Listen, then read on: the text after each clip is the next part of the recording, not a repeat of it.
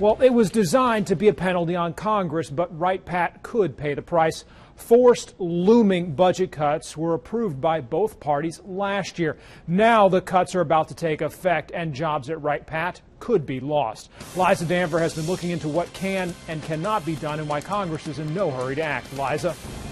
The White House just released a massive report this afternoon, as thick as this ream of paper, so you can see just how many details are in that report. It's going to detail the impact that these mandatory cuts could have on people like you and I. And what the report found was that if Congress and the president can't agree on a way to reduce the deficit, thousands of people here at Wright-Patt could lose their jobs.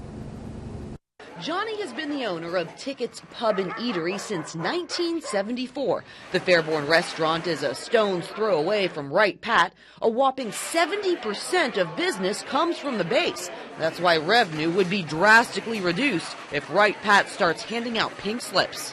No more cuts. That's about it.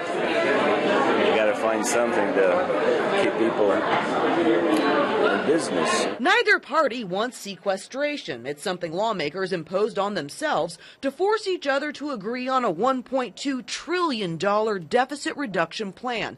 Now, if they can't compromise, there will be a mandatory cut to most defense programs, which means up to 10% of civilian jobs at Wright-Patt will be gone. A 10% across the board, it could be 4,000 to 5,000 people whose jobs are at risk. But it could be even more than that, because when you look at a 10% cut to a program, sometimes it stops the whole program. You can't buy 90% of a plane. It sucks. What are people going to do? How are they going to pay for their homes? How are they going to survive?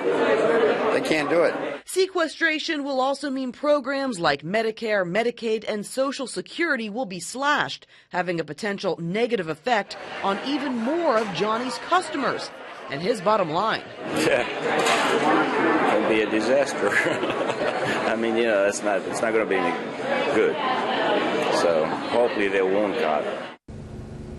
So in order for us to avoid this dreaded sequestration or mandatory cuts, Congress basically needs to agree on a plan that would reduce the deficit significantly, and they need to do this before the first of the year, or else all of these mandatory cuts will begin kicking in. Live in Fairborn, Liza Danver, Fox 45 News.